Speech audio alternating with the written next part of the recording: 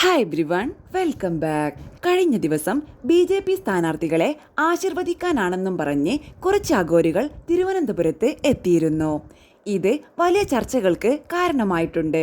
ഇത് സംബന്ധിച്ച് വിദ്യാഭ്യാസ മന്ത്രി ശിവൻകുട്ടി സാർ പറഞ്ഞത് ഇപ്പോൾ വൈറലായിക്കൊണ്ടിരിക്കുകയാണ്. അവസാനം അവർ എന്തിനു വന്നോ എങ്ങനെ വന്നോ എന്നും BJP സ്ഥാനാർത്ഥി വിശദീകരിക്കുന്നുണ്ട്. ഒരു സ്വാമി വന്നു ഇന്നലെ. ഈ മണ്ഡലത്തിലാണെങ്കിൽ 23 സ്കൂളുകളുമുണ്ട്.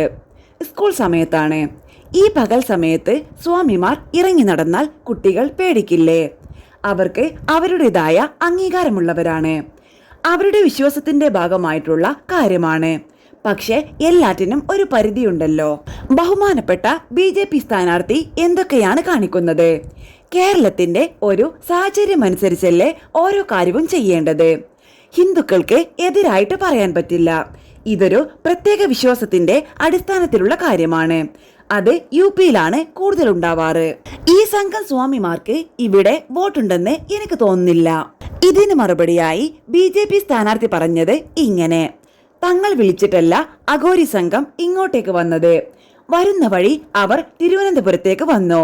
ഇവിടെ എത്തിയപ്പോൾ BJP സ്ഥാനാർത്ഥികൾ പ്രചരണം നടക്കുന്ന സ്ഥലങ്ങൾ അന്വേഷിച്ചു.